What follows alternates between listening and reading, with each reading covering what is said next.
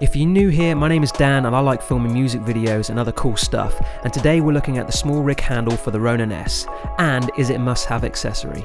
The small rig handle is very well made and the wooden grip feels natural on the hand. Coming from the Ronin M to the Ronin-s, I found that using the small rig handle felt very natural to use. So I wanted to mount the small HD focus to the Ronin-s because we all know that the LCD display on the A7S II is not that great. Side note, if you're planning to do the 360 barrel roll with this setup, it is not possible without pulling the HDMI cable out from the camera, so it's best to unplug the monitor before you start 360ing. I also found the HDMI cable was a little bit too short, so I definitely advise getting a longer one for this particular setup. The small rig handle screws directly to the bottom of the battery grip with a 2-screw system, so you don't have to worry about the grip slipping. On the bottom of the handle you can still mount the tripod attachment so you don't lose the ability of placing the gimbal down. On the top of the handle is the hot shoe mount and 3 holes to mount various monitors to your setup. This may be a downside. Due to the lack of space, you're not able to use the focus wheel or command unit on the same side as the handle, so you're forced to have the controls over to the right hand side.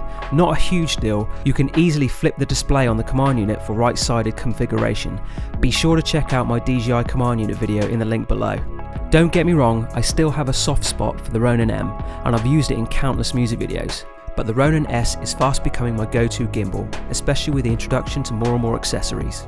This handle definitely helps the ergonomics of using the Ronin-s, so I'd definitely be using this setup for any future music video shoots. If you want to support this channel, please click the links below as this helps fund these little videos I do. And if you feel like being awesome, go and hit that subscribe and thumbs up button.